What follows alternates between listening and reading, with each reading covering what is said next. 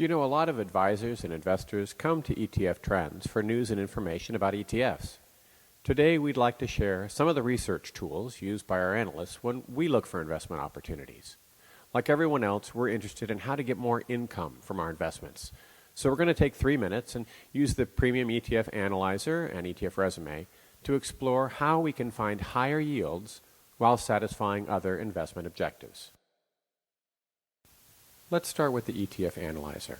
First, we get rid of all the inverse and leverage funds, and let's change our assets under management minimum to $100 million and our dividend yield, which was a criteria we added, to 2%. That leaves us with 219 funds in total, but let's just start by looking at fixed income funds. We're now down to 51 funds. We're going to sort by yield. This is a great list. We can see TIPS, some capital aggregate bond funds, Treasury bond funds, PIMCO's Intermediate Municipal Bond Strategy Fund. There's a lot of options in here.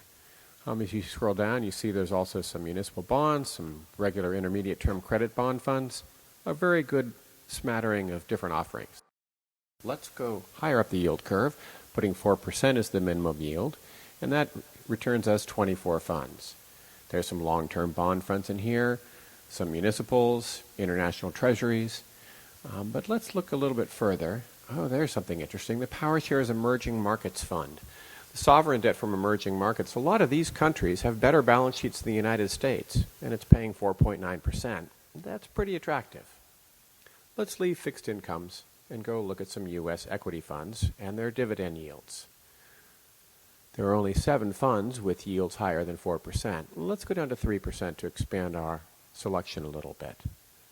Well, this is a good list. Telecommunications, some REITs, some pharmaceuticals, even the S&P dividend fund from Spider.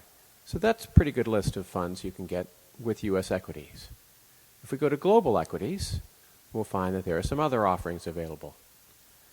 Here you can look at things from Russia, the BRIC countries. Good selection available here. Scroll down a little bit for some higher yields. You'll see a lot of different countries and sectors represented. Well, here's something. The Global 100 Index Fund from iShares, 4% yield.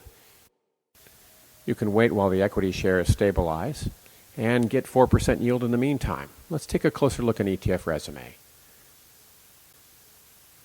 The composition of the fund with 102 holdings is pretty broadly based when it comes to sectors. The countries represented in the fund, the United States at 45%, and Europe, Asia, and their market caps are mostly large cap companies. If we go to holdings, we'll see some pretty big names. This is just a quick example of how you can use ETF Trends Premium tools to enhance your investing success. The ETF Analyzer allows you to narrow the field based on your own criteria. Today we were looking for ETFs with good yield and dividends, and we let the tools do the work. Thanks for watching.